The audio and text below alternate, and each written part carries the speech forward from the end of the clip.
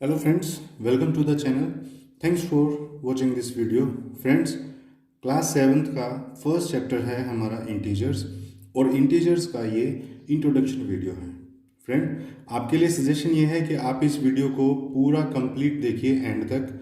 थोड़ा सा लंबा हो सकता है, लेकिन अगर आप इस वीडियो को पूरा देख लोगे तो इंटीजर से रिलेटेड आपको कोई भी कंफ्यूजन, कोई भी डाउट रहेगा नहीं और आपकी आने वाली जितनी भी एक्सरसाइजेज हैं, सारे के सारे क्वेश्चंस आपके लिए एकदम से इजी हो जाएंगे।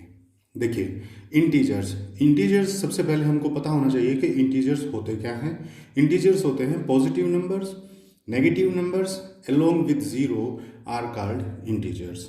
सभी के सभी पॉजिटिव नंबर्स जैसे कि 1 2 3 4 5 6, ऐसे नंबर्स को हम लोग क्या बोलते हैं? काउंटिंग नंबर्स भी बोलते हैं, या ऐसे नंबर्स को हम नेचुरल नंबर्स भी बोलते हैं, ऐसे ही नंबर्स को हम रियल नंबर्स भी बोलते हैं।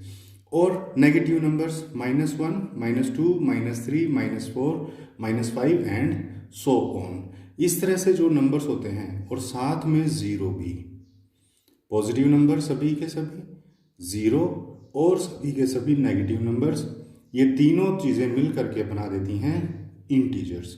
अब इंटीजर्स के बारे में कुछ बातें आपको पता होनी चाहिए। देखिए, a number to the right of a given number is greater than the given number. मान लीजिए ये एक नंबर लाइन है। नंबर लाइन एक ऐसी लाइन होती है जिसके ऊपर हम नंबर्स को शो करते हैं फ्रेंड्स। फॉर एग्जाम्पल, ये एक स्ट्रेट लाइन होती है जैसे मैंने यहाँ लगा रखी है। सेंटर में इसके मैंने बना रखा है ज़ीरो।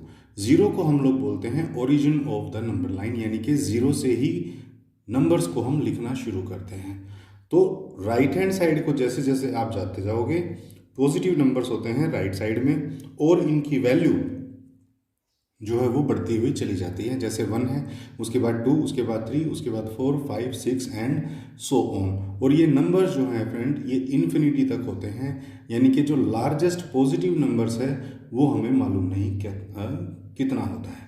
उसके बाद यहाँ बीच में होती है ज़ीरो और इसके लेफ्ट हैंड साइड को होते हैं हमारे नेगेटिव नंबर्स, जैसे कि -1, -2, -3, -4, -5। उसके बाद देखिए, सेकंड पॉइंट मैंने लिखा, a number to the left of the given number is smaller than the given number. मान लीजिए मैंने एक नंबर जो है वो 3 चूज किया। अब इसके लेफ्ट साइड में जो भी नंबर होगा, जैसे कि ये 2 है, 1 है, 0 है, या -1 है, या -2 है, इसके लेफ्ट साइड में जितने भी नंबर्स हैं वो सारे इस 3 से छोटे होंगे। मान लीजिए मैंने एक नंबर -1 सेलेक्ट किया, तो -1 के लेफ्ट साइड में जितने भी नंबर्स हैं ना, वो सारे -1 से छोटे हैं। तो इसका कहने का मतलब ये हुआ कि देखिए, -1 जो है ना वो लार्जेस्ट नेगेटिव नंबर है। यानी कि कहने में तो ये सिर्फ 1 है, लेकिन क्योंकि इसके आगे माइनस लगा हुआ है इसीलिए इसकी वैल्यू सबसे ज़्यादा है। फिर उसके बाद इस तरफ आप जितना लेफ्ट हैंड की तरफ जाते जाओगे, इन नंबर्स की वैल्यू कम होती चली जाएगी। जैसे कि -1 से छोटा है -2, -2 से छोटा है -3, उससे भी छोटा है -4, उससे छोटा है -5। यहाँ पर जब हम पॉजिटिव में चलते हैं तो उल्टा होता है। इसमें 1 है, 1 से बड़ा है 2, 2 से बड़ा है 3, 3 से बड़ा है 4, 4 से बड़ा है 5। और नेगेटिव नंबर्स में उल्टा होगा, यानी कि लार्जेस्ट जो ग्रेटेस्ट नंबर है वो -1 है और स्मॉलेस्ट नेगेटिव नंबर्स का हमें पता नहीं है। उसके बाद zero is less than any positive integer. Zero जो है वो किसी भी पॉजिटिव इंटीजर से छोटी होती है और किसी भी नेगेटिव इंटीजर से बड़ी होती है। और ज़ीरो की एक प्रॉपर्टी ये भी होती है कि ना तो ये नेगेटिव नंबर होता है, ना ही ये पॉजिटिव नंबर होता है, इसीलिए इसको कई बार न्यूट्रल नंबर भी बोल देते हैं। उसके बाद -1 is the greatest negative integer. मैं आपको बता चुका हूँ कि -1 जो है वो सबसे बड़ा नेगेटिव इंटीजर होता है। We can not find the smallest negative integer and the largest positive integer, कि छोटे से छोटा सबसे छोटा नेगेटिव इंटीजर हम फाइंड आउट नहीं कर सकते क्योंकि वो इन्फिनिटी होता है, और लार्जेस्ट जो पॉजिटिव नंबर है वो भी हम फाइंड आउट नहीं कर सकते क्योंकि वो भी इन्फिनिटी ही होता है। तो फ्रेंड, ये था हमारा नंबर्स के बारे में कुछ बातें। उसके बाद आता है topic properties related to number line. देखिए फ्रेंड्स, ये नंबर लाइन क्या होता है और इससे रिलेटेड प्रॉपर्टीज क्या होती हैं। सबसे पहले तो हमें पता होना चाहिए कि ये नंबर लाइन है क्या। नंबर लाइन फ्रेंड एक सिंपल, बिल्कुल स्ट्रेट जो है वो लाइन होती है और इस लाइन के ऊपर हम इन नंबर्स को शो कर देते हैं। जैसे आप ज्योमेट्री के अंदर स्केल यूज़ करते हो उस स्केल के अंदर रीडिंग कहाँ से शुरू होती है? रीडिंग शुरू होती है 0 से, उसके बाद first centimetre, second centimetre, 3 centimetre, 4 centimetre, 5, 6, 7, 8, इस तरह से सेंटीमीटर्स जो है वो आगे चलते हैं। लेकिन इस नंबर लाइन में और सेंटीमीटर स्केल में एक ही फ़र्क है, सेंटीमीटर स्केल के अंदर 0 से लेके सारे पॉजिटिव नंबर्स होते हैं, इसके अंदर हम नेगेटिव नंबर्स भी शामिल करते हैं। तो इसीलिए ये एक नंबर लाइन कहलाती है। देखिए, जो 0 पॉइंट होता है सबसे बीच में, उसको हम लोग बोलते हैं origin of the number line, यानी यहाँ इस पॉइंट से नंबर लाइन जो है वो बनना शुरू हुई थी।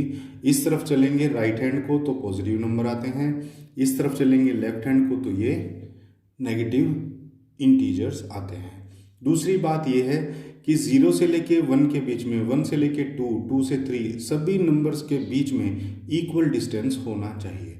अगर मान लीजिए आप क्लासरूम के अंदर आप ड्रॉ भी अगर कभी नंबर लाइन कर रहे हैं, तो जब भी आप ड्रॉ करें तो सबसे पहले स्केल से आप जो है इस नंबर लाइन को बनाएंगे और 1.0 उसमें लेके और इक्वल डिस्टेंस पर ये डिविजन्स आप काटेंगे और फिर उनके नीचे आप नंबर्स लिखोगे। इसी तरह से नेगेटिव नंबर्स को भी लिखना है।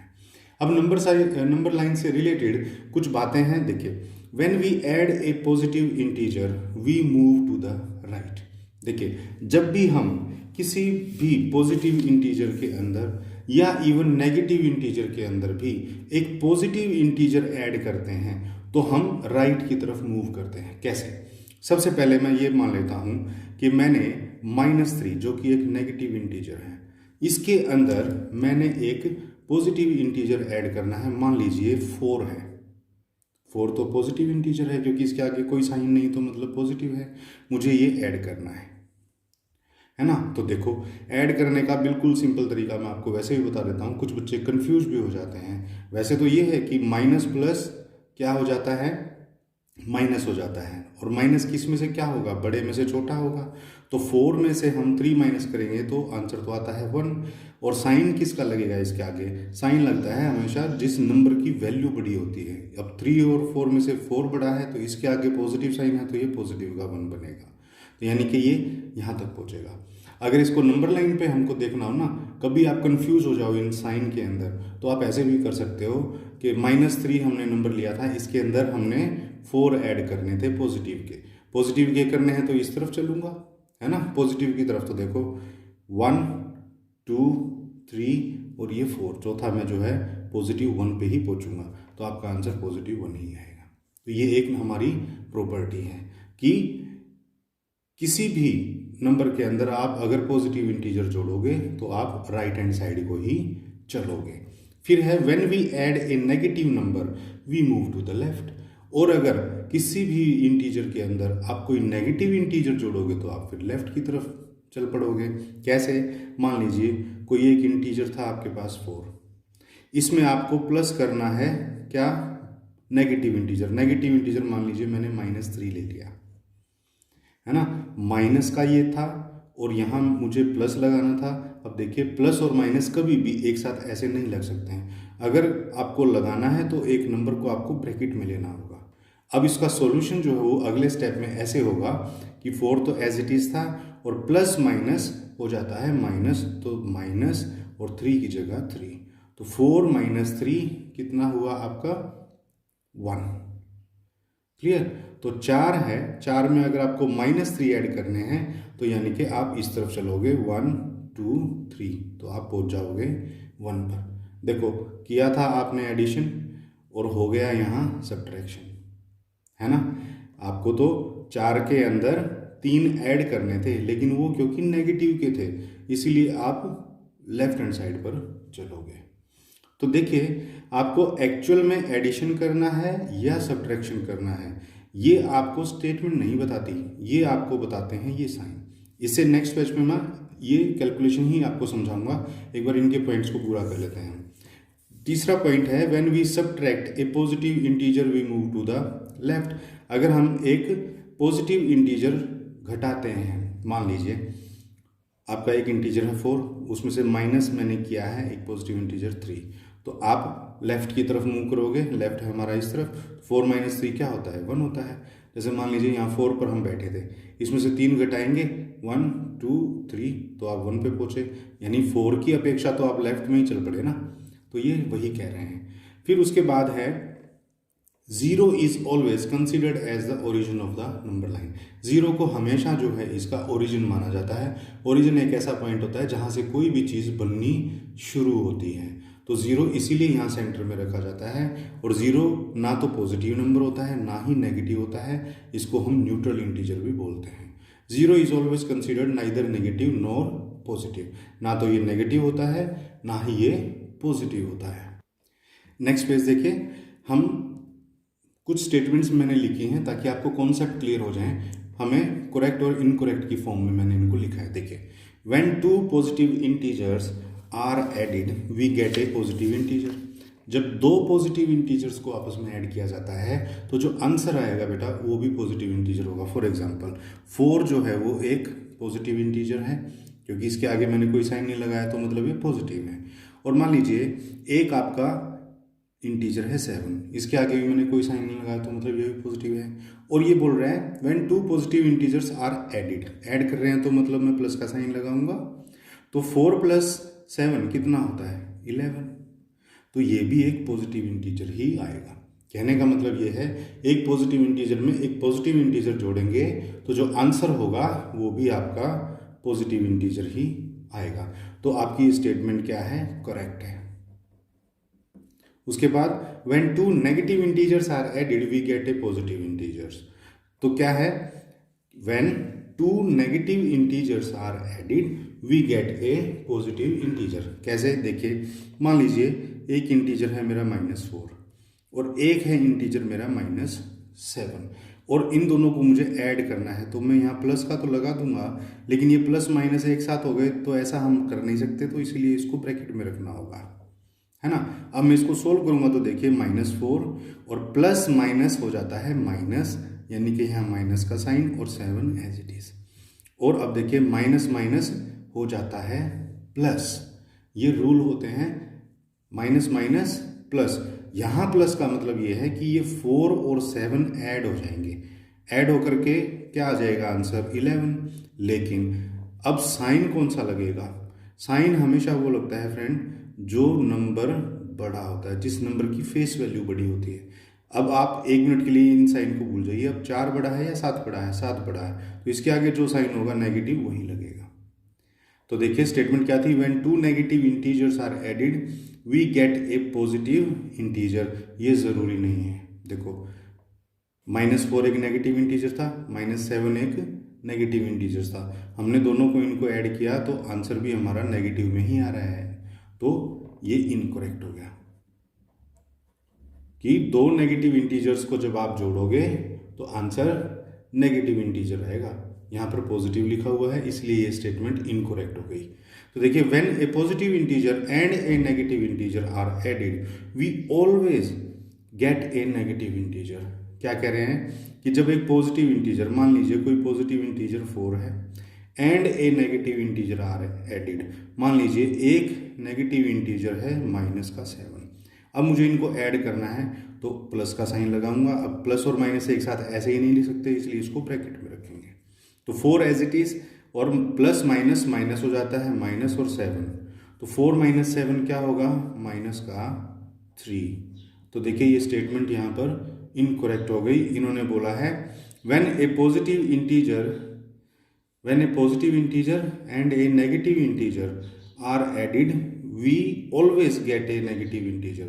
हमेशा जो है वो नेगेटिव इंटीजर आ जाए, ये जरूरी नहीं है। देखो कैसे, मान लो अगर मैं यहाँ एक और पॉजिटिव इंटीजर ले लूँ, मान लीजिए मैंने पॉजिटिव इंटीजर ले लिया है यहाँ 7 और मुझे इसमें ऐड करना है एक नेगेटिव इंटीजर, मान लीजिए मैंने -4 ऐड करना है ना। तो अब देखिए आंसर क्या आएगा, 7 प्लस माइनस माइनस तो माइनस और 4, तो 7 - 4 3। तो देखो यहाँ पर ये स्टेटमेंट इनकरेक्ट हो गई। इसने बोला था जब एक पॉजिटिव नंबर दूसरे नेगेटिव इंटीजर में ऐड होगा तो आंसर ऑलवेज नेगेटिव इंटीजर आएगा। तो ऑलवेज तो नहीं आएगा, कभी नेगेटिव में भी आ सकता है तो कभी पॉजिटिव में भी आ सकता है। तो ये इनकरेक्ट स्टेटमेंट है। उसके बाद देखिए, उसके बाद स्टेटमेंट इन्होंने दिया additive inverse of N integer 8 is -8 and additive inverse of -8 is 8। तो ये स्टेटमेंट है करेक्ट। देखिए फ्रेंड, एडिटिव इनवर्स का कॉन्सेप्ट आप अच्छे से समझिए, इसमें कभी कभी काफ़ी कंफ्यूज हो जाते हैं बच्चे। एडिटिव इनवर्स फ्रेंड एक ऐसा नंबर होता है जिसको उसी नंबर के अंदर अगर ऐड कर दिया जाए तो आंसर 0 आ जाता है। फॉर एग्जाम्पल देखो, ये 8 था यहाँ, इसने हमको ये बोला है additive inverse of N integer 8, यानी कि इंटीजर हमने लिया है 8, इसका एडिटिव इंटीजर बोला है -8 है। तो देखिए अगर इसको मैं ये वाला एडिटिव इनवर्स इसमें ऐड करूंगा फ्रेंड तो आंसर क्या बनेगा। देखो अब इसको सोल्व करते हैं, ब्रैकेट को 8 हमारा पहले से था, प्लस माइनस माइनस हो जाता है और 8 की जगह 8, तो 8 में से 8 गए कितने 0। तो कहने का मतलब ये हुआ ये जो -8 जिसको हम एडिटिव इनवर्स कह रहे हैं किसका, इस 8 का, इन दोनों को अगर ऐड कर दें तो आंसर 0 आ जाता है। तो कोई भी वो नंबर, कोई भी नंबर एनी इंटीजर हो सकता है, मान लीजिए कोई एक नंबर है -10, इसका एडिटिव इनवर्स ये होगा प्लस का 10। बस जो साइन इसका खुद का है उसका विपरीत जो भी नंबर होगा वो इसका एडिटिव इनवर्स होगा। मान लीजिए +5 है तो इसका एडिटिव इनवर्स क्या हो जाएगा -5। मान लीजिए +6 है तो इसका एडिटिव इनवर्स हो जाएगा -6, क्योंकि इन दोनों नंबर्स को जब हम ऐड करेंगे ना तो आंसर 0 आ जाएगा। देखो इसको मैं अगर ऐड कर दूं तो अगले स्टेप में क्या करूंगा, 6 पहले से था, प्लस माइनस माइनस हो गया और 6 यहाँ, 6 - 6 0 है ना। एक पॉजिटिव चीज़ है नंबर 5, उसमें से 5 ही आप माइनस कर दो तो 0 आ जाएगा। तो -5 जो है वो एडिटिव इनवर्स हो जाएगा 5 का। क्लियर। तो ये है एडिटिव इनवर्स का कॉन्सेप्ट। तो ये स्टेटमेंट जो है इसने बिल्कुल ठीक लिखी है कि एडिटिव इनवर्स ऑफ इंटीजर 8 यानी कि +8 इज -8। +8 का तो -8 ही होगा और -8 का +8 होगा। क्लियर। उसके बाद नेक्स्ट देखिए, for subtraction we add the additive inverse of the integer that is being subtracted to the other integer. देखिए ये क्वेश्चन ये कहना चाहता है कि एक इंटीजर है आपका 56 और उसमें से मुझे माइनस करना है क्या 73। तो इसको मैं इस तरह से भी कर सकता हूं कि 56 तो मैं एज इट इज लिख दूं और ये जो -73 है इसका एडिटिव इनवर्स मैं इसमें ऐड कर दूं। ये सब्ट्रैक्शन है, यहाँ मैं इसका विपरीत ऐड कर दूं और इस नंबर की जगह उसका एडिटिव इनवर्स कर दूं। कैसे, देखो 56 हमने एज इट इज लिया था, यहाँ माइनस का साइन है, माइनस हो रहा है, लेकिन मैं ऐड कर देता हूँ। लेकिन ऐड तो कर दूंगा, ये जो 73 है ये पॉजिटिव का था यहाँ, लेकिन मैं ये नेगेटिव ले लूँगा। तो उससे होगा ये कि अगले स्टेप में ये प्लस माइनस माइनस ही हो जाएगा। तो 56 में से जब माइनस करेंगे हम, 56 में से माइनस करेंगे 73 तो आंसर हमारा -17 आएगा। क्लियर। ये इसको एक करने का दूसरा तरीका है। उसी तरह से इसी के अपोजिट सेम ऐसे है, 56 में से अगर मुझे माइनस करना हो 73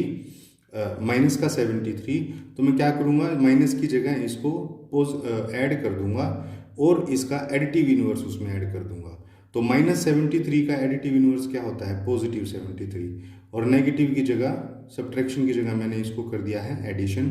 तो 56 में 73 ऐड कर देंगे तो आ जाएगा 129।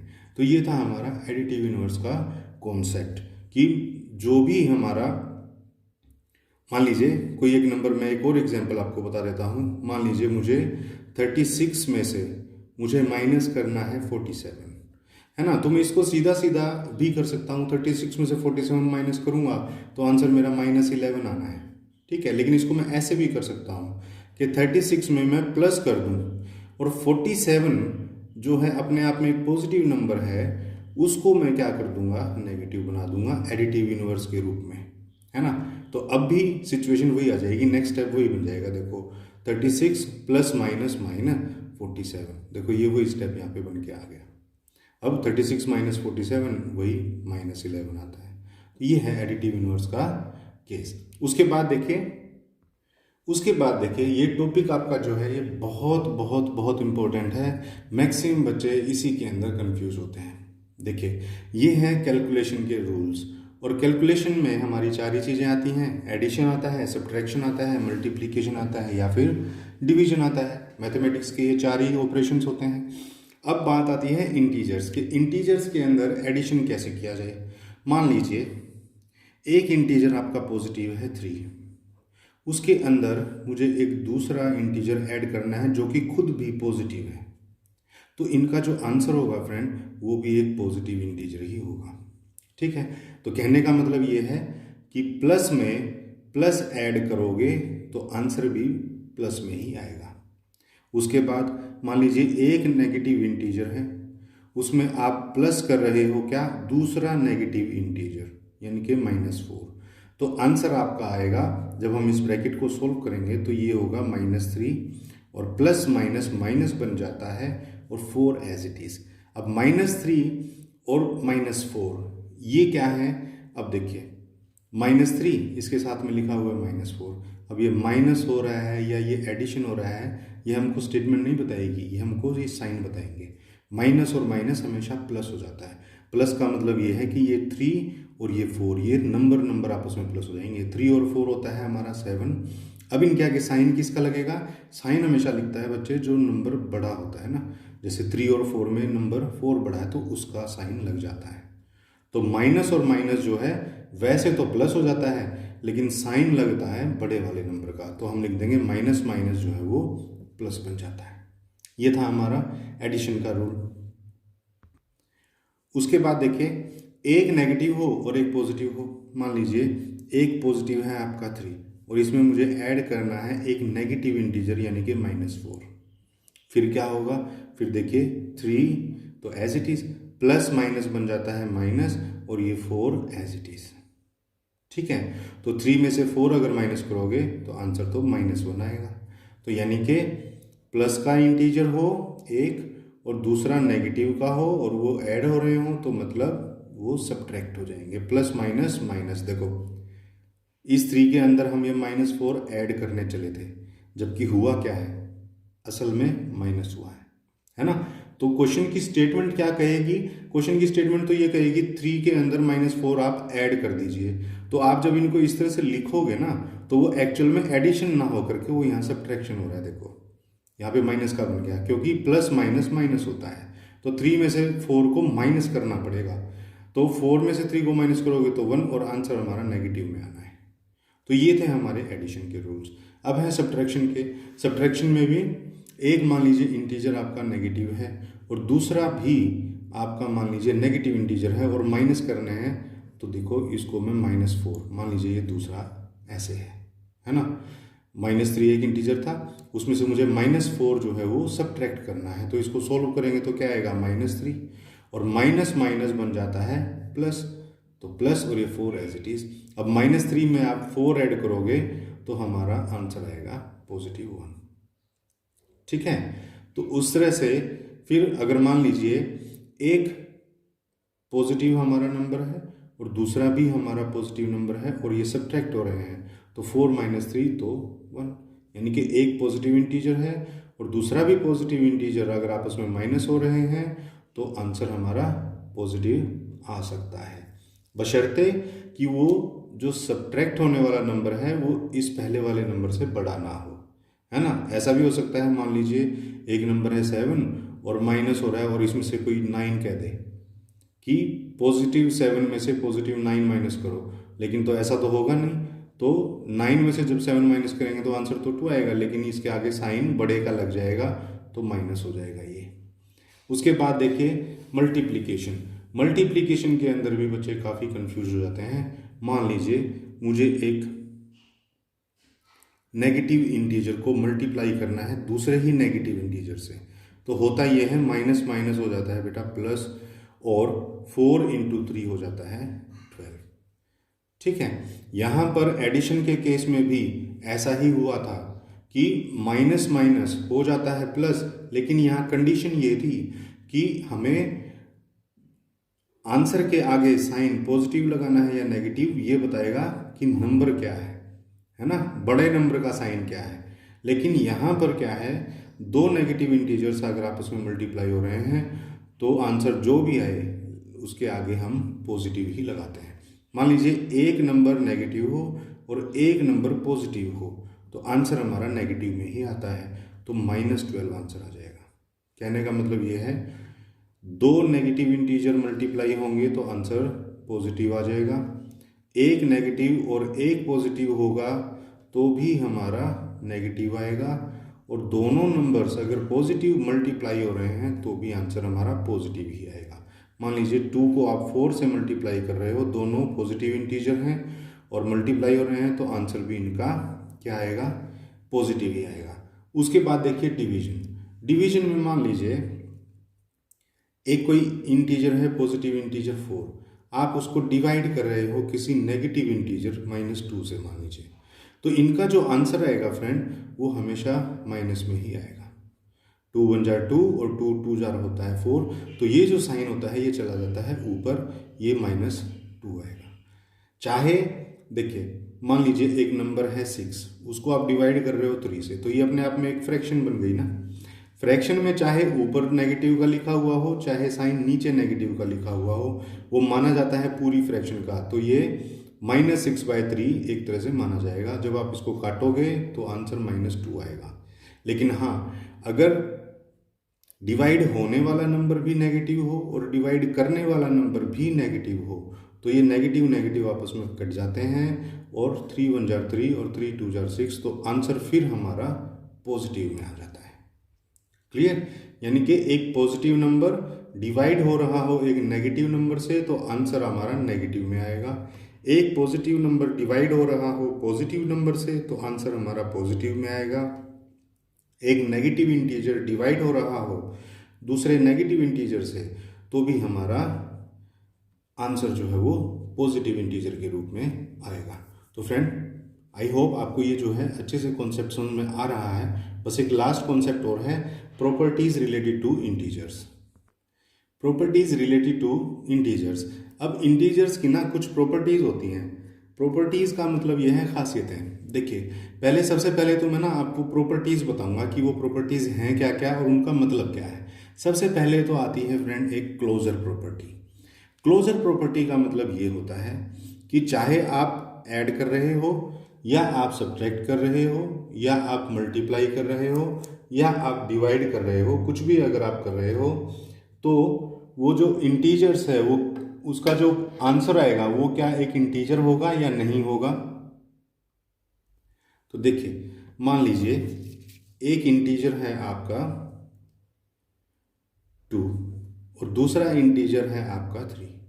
अब ये दोनों ही क्या हैं, पॉजिटिव नंबर्स हैं। इन दोनों को अगर मैं ऐड करूं तो क्या आपका जो आंसर आएगा यानी कि 2 + 3 5, ये भी एक इंटीजर है। अगर हाँ तो इसका मतलब इंटीजर्स जो है वो क्लोजर प्रॉपर्टी को फॉलो करते हैं। ऐसा ना हो कि दो इंटीजर्स हैं उनके बीच में कुछ भी ऑपरेशन हो रहा है, एडिशन सब्ट्रैक्शन मल्टीप्लिकेशन डिवीजन, और उनका आंसर इंटीजर ना हो करके रैशनल नंबर बन जाए या और किसी तरह का। अगर दो इंटीजर्स आपस में कुछ मल्टीप्लाई या डिवाइड या ऐड या सब्ट्रैक्ट हो रहे हैं और आंसर भी इंटीजर में आ रहा है तो इसका मतलब इंटीजर्स जो है वो क्लोजर प्रॉपर्टी को फॉलो करते हैं। दूसरी बात, अगली प्रॉपर्टी है हमारी कम्यूटेटिविटी। कम्यूटेटिविटी का मतलब होता है फ्रेंड, मान लीजिए एक नंबर है 4 और मुझे इसमें ऐड करना है 3 को, ठीक है।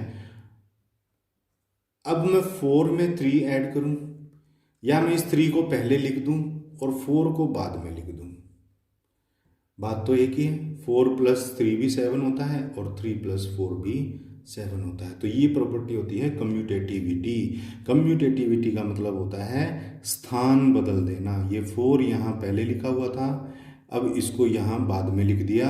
ये 3 यहाँ बाद में लिखा हुआ था, इसको यहाँ पहले लिख दिया। बस ऑर्डर चेंज कर देना, जो चीज़ पहले थी उसको बाद में लिख देना, जो बाद में थी उसको पहले लिख देना। तो इंटीजर्स क्या कम्यूटेटिव प्रॉपर्टी को फॉलो करते हैं वो अभी हम चेक करेंगे। मैं आपको फिलहाल सिर्फ ये बता रहा हूँ कि कम्यूटेटिव प्रॉपर्टी होती क्या है। कम्यूटेटिव प्रॉपर्टी होती है चेंज ऑफ ऑर्डर। उसके बाद है एक एसोसिएटिविटी। एसोसिएटिविटी प्रॉपर्टी होती है फ्रेंड कि मान लीजिए 3 नंबर्स आपस में मल्टीप्लाई हो रहे हैं, 4 × 3 × 2, ठीक है।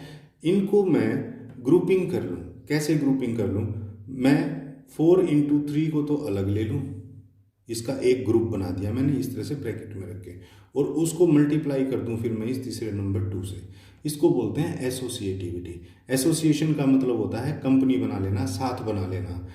कुछ नंबर्स आपको दिए हुए हों, उसमें से कुछ नंबर्स जो हैं अपना एक अलग ग्रुप बना लें। जैसे मान लिया 4 और 3 ने अपना ग्रुप बना लिया और उसके साथ ये तीसरा नंबर मल्टीप्लाई हो रहा है, तो क्या इन दोनों का आंसर सेम आएगा? देखिए 4 इंटू 3 12, 12 इंटू 2 24, और 4 इंटू होता है 12, और 12 में फिर ये 2 मल्टीप्लाई होगा तो ये भी 24। तो इसका मतलब ये हुआ कि मल्टीप्लिकेशन के केस में इंटीजर्स जो है वो एसोसिएटिविटी प्रॉपर्टी को फॉलो करते हैं। तो एसोसिएटिविटी की जो प्रॉपर्टी होती है वो ये होती है कि कुछ नंबर्स जो है अपना ग्रुप बना लें और बाकी नंबर्स उनके साथ जो भी एडिशन मल्टीप्लिकेशन जो भी हो रहा है वो हो जाए। उसके बाद एक लास्ट प्रॉपर्टी आती है फ्रेंड, डिस्ट्रीब्यूटिविटी। डिस्ट्रीब्यूटिविटी का मतलब ये होता है कि कोई नंबर्स हैं उनको आप डिस्ट्रीब्यूट कर दो। देखो मान लीजिए 2 जो है वो मल्टीप्लाई हो रहा है 7 से, 2 7 जार कितना होता है? 14 होता है। अब अगर 2 को मैं एज इट इज़ रखूं और ये जो 7 है इसको मैं 2 हिस्सों में तोड़ दूं, कैसे? 2 इंटू 7 को मैं क्या लिख सकता हूँ? 3 + 4 भी लिख सकता हूँ, है ना? 7 तो 3 + 4 भी होता है। तो अब इनका आंसर क्या 14 आएगा? देखिए अब ये जो 2 है ये मल्टीप्लाई हो रहा है 3 से भी और 4 से भी, तो 2 इंटू 3 तो होता है 6, बीच में है प्लस तो प्लस, 2 इंटू 4 होता है 8, तो देखिए 6 + 8 भी 14 होता है और 6 इंटू 7 भी 14 होता है। तो मल्टीप्लिकेशन के केस में इंटीजर जो है वो डिस्ट्रीब्यूटिव प्रॉपर्टी को फॉलो करते हैं। ये होता है डिस्ट्रीब्यूटिविटी कि किसी एक नंबर को जो ना आप डिस्ट्रीब्यूट कर दो 2 नंबर्स के अंदर। 7 को मैंने तोड़ दिया है 3 में और 4 में, इस प्रॉपर्टी को हम लोग बोलते हैं डिस्ट्रीब्यूटिविटी। बहुत सारे बच्चे इन 2 प्रॉपर्टीज़ के अंदर कंफ्यूज होते हैं, एसोसिएटिविटी और डिस्ट्रीब्यूटिविटी। एसोसिएटिविटी फ्रेंड्स मैंने आपको बताया था कि मान लीजिए 3 नंबर्स हैं, उनमें से कोई भी 2 नंबर अपना एक ग्रुप बना लेंगे और तीसरा उसके साथ मल्टीप्लाई हो जाएगा, ये होती है एसोसिएटिविटी। और डिस्ट्रीब्यूटिविटी मैंने आपको बताया था कि मान लीजिए कोई 2 नंबर आपस में मल्टीप्लाई हो रहे हों तो उसमें से जो दूसरा नंबर है वो अपने आप को ब्रेकअप कर ले, जैसे कि 7 जो है वो 4 और 3 के अंदर कन्वर्ट हो जाए, तो उसको हम लोग बोलते हैं डिस्ट्रीब्यूटिविटी। तो अब देखिए अलग अलग केसेस में हम इन तीनों प्रॉपर्टीज़ को चेक करेंगे। पहले एडिशन में चेक करेंगे, फिर सब्ट्रैक्शन में चेक करेंगे, फिर मल्टीप्लिकेशन में और फिर डिवीजन में। ये टॉपिक बहुत इंपॉर्टेंट है फ्रेंड, इसीलिए थोड़ा सा और ध्यान बनाए रखिए। देखिए सबसे पहले एडिशन का केस हम लेते हैं। अगर 2 इंटीजर आपस में ऐड हों तो उनका आंसर भी क्या इंटीजर आता है? देखिए मान लीजिए एक इंटीजर है 5, इसके अंदर दूसरा इंटीजर 7 मैंने ऐड किया, तो 5 + 7 क्या आता है? 12। अब देखिए 5 भी एक इंटीजर है, 7 भी एक इंटीजर है और 12 भी एक इंटीजर है, तो इसका मतलब हाँ एडिशन के केस में क्लोजर प्रॉपर्टी को फॉलो करते हैं इंटीजर्स। फिर आ जाइए सब्ट्रैक्शन के केस में। मान लीजिए एक इंटीजर है 7, उसमें से मुझे माइनस करना है दूसरा इंटीजर 5, तो 7 - 5 तो 2 होता है। अब 7 भी एक इंटीजर है, 5 भी एक इंटीजर है और 2 भी एक इंटीजर है। तो सब्ट्रैक्शन के केस में भी हमारे इंटीजर्स जो हैं वो क्या फॉलो करते हैं? क्लोजर प्रॉपर्टी को फॉलो करते हैं। उसके बाद देखिए मल्टीप्लिकेशन के अंदर भी क्लोजर प्रॉपर्टी को फॉलो करते हैं। कैसे? मान लीजिए 7 को मुझे 5 से मल्टीप्लाई करना हो तो 7 × 5 कितना होता है? 35।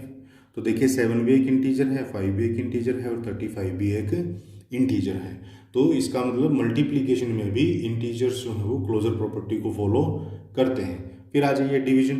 मान लीजिए एक इंटीजर है 6 और मुझे उसे डिवाइड करना है दूसरे इंटीजर 3 से, तो देखिए 3 × 1 = 3, 3 × 2 = 6, तो आंसर आया आपका 2। तो 6 भी एक इंटीजर है, 3 भी एक इंटीजर है और 2 भी एक इंटीजर है। तो यस डिवीजन के केस में भी इंटीजर्स जो हैं वो क्लोजर प्रॉपर्टी को फॉलो करते हैं। इन चारों का आंसर जो है वो यस होगा कि इंटीजर्स के केस में चारों ऑपरेशंस में क्लोजर प्रॉपर्टी फॉलो होती है। अब आ जाइए कम्यूटेटिविटी पे। कम्यूटेटिविटी में मैंने आपको बताया था change of order. Change of order का मतलब ये है कि पहली चीज को दूसरी स्थान पे लिख दें और दूसरे चीज को पहले स्थान पे लिख दें। तो एडिशन के केस में क्या ये फॉलो होती है? देखिए 2 + 4 है, होता है 6, और अब मैं इस 4 का प्लेस चेंज करके आगे ले आऊं और 2 का प्लेस चेंज करके पीछे ले आऊं तो भी आंसर आता है 6। तो इसका कहने का मतलब ये है कि एडिशन के केस में कम्यूटेटिव प्रॉपर्टी को फॉलो करते हैं। कम्यूटेटिव प्रॉपर्टी मैंने आपको बताया था कि अगर ऑर्डर चेंज कर दें तो आंसर जो है वो सेम आना चाहिए, तो यहाँ पर भी सेम आ रहा है। इसका मतलब इंटीजर्स जो है वो कम्यूट हो सकते हैं, कम्यूटेटिविटी वो फॉलो कर सकते हैं। सब्ट्रैक्शन के केस में क्या ऐसा हो सकता है? देखिए मान लीजिए एक इंटीजर है 4, उसमें से मुझे 2 को जो है माइनस करना है, तो 4 - 2 तो होता है 2। अब इनका मैं ऑर्डर चेंज कर दूं। ऑर्डर चेंज करने का मतलब ये है कि देखिए ये जो 2 है इसको पहले लिख दें और ये जो 4 है इसको बाद में, और इनको माइनस होना है तो माइनस। अब 2 में से 4 को माइनस करोगे तो आंसर तो -2 आएगा, जबकि यहाँ पॉजिटिव 2 था, यहाँ -2 था। तो सब्ट्रैक्शन के केस में इंटीजर्स जो है वो कम्यूटेटिविटी को फॉलो नहीं कर सकते, हम ऑर्डर इनका चेंज नहीं कर सकते। उसके बाद है मल्टीप्लिकेशन। मल्टीप्लिकेशन में मान लीजिए एक इंटीजर है 3 पॉजिटिव का है और दूसरा इंटीजर 4 है, ये भी पॉजिटिव का है, तो 3 × 4 आ जाता है 12। अब मैं इस 4 को पहले लिख देता हूँ और 3 को बाद में लिख देता हूँ तो भी आंसर हमारा 12 ही आएगा। तो यस, इंटीजर्स के केस में, मल्टीप्लिकेशन के केस में कम्यूटेटिविटी को फॉलो करते हैं। उसके बाद है डिवीजन। अब डिवीजन में तो ये नहीं करते, बिल्कुल साफ साफ हमको पता है। देखो 6 को मुझे 3 से डिवाइड करना है, तो आंसर मेरा आएगा 3 × 1 = 3 और 3 × 2 = 6, तो यानी आंसर मेरा आया 2। लेकिन अगर मैं इनका ऑर्डर चेंज कर दूं, 3 को ऊपर लिख दूं और 6 को नीचे लिख दूं, तो ये तो हो जाएगा 3 × 1 = 3 और 3 × 2 = 6, तो इसका आंसर तो 1/2 आया है। तो 2 और 1/2 तो अलग अलग है। इसका मतलब कम्यूटेटिविटी प्रॉपर्टी इंटीजर्स जो है वो फॉलो नहीं करते डिवीजन के केस में। उसके बाद है एसोसिएटिविटी। एसोसिएटिविटी भी मैंने आपको बताया था कि ये अगर आपस में ग्रुपिंग कर लें।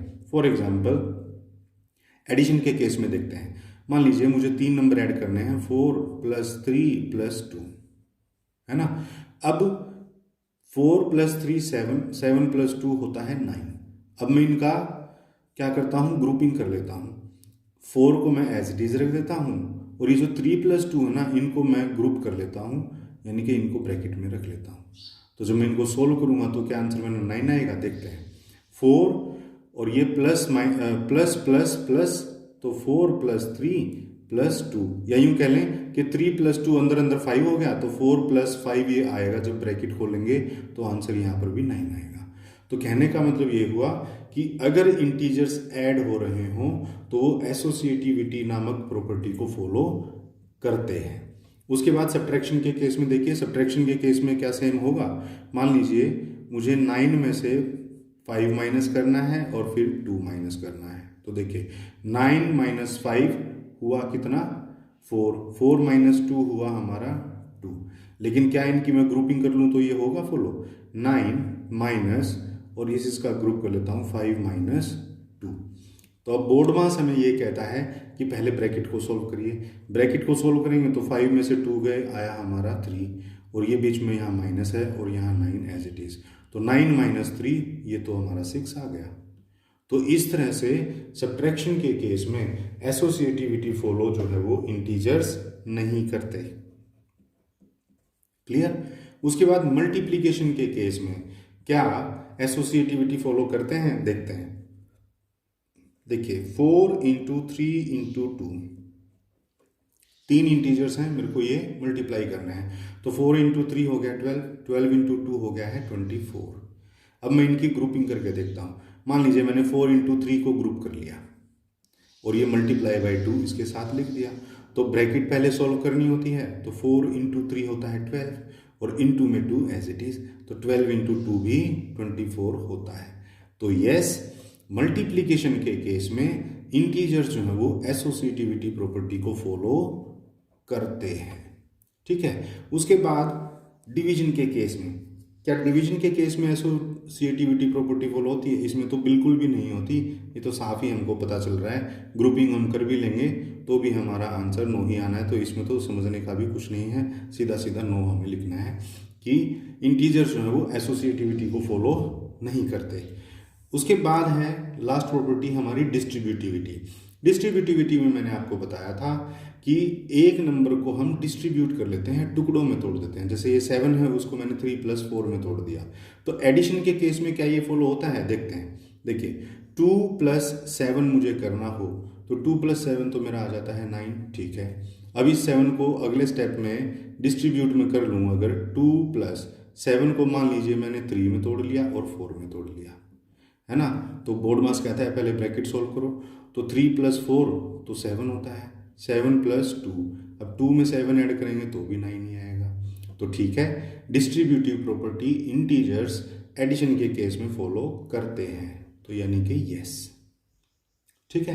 इंटीजर्स जो है वो अगर ऐड हो रहे हों तो डिस्ट्रीब्यूटिव प्रॉपर्टी को वो फॉलो कर सकते हैं। लेकिन सब्ट्रैक्शन में कर सकते हैं क्या, देखिए करते हैं, कोशिश करते हैं। मान लीजिए 7 में से मुझे 2 को माइनस करना है, तो 7 - 2 तो होता है 5। अब इसी 7 को अगर मैं टुकड़ों में तोड़ दूं कि 4+3, ठीक है, और ये -2। अब देखते हैं 4+3 तो होता है 7 ही, और -2 एज इट इज, और फिर ये क्या होगा 7 - 2 5। तो यस, सब्ट्रैक्शन के केस में भी हमारा डिस्ट्रीब्यूटिविटी प्रॉपर्टी फॉलो हो सकती है।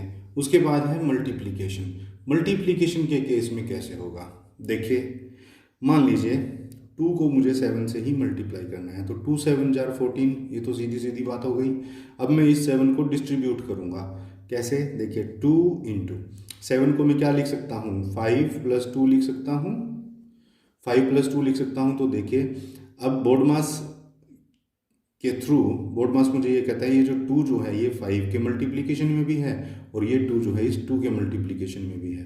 तो इनको आपस में मल्टीप्लाई करेंगे तो देखिए क्या आएगा, 2 × 5 आया 10, और बीच में प्लस है तो प्लस, 2 × 2 आया 4, तो 10+4 भी जो है वो 14 होता है।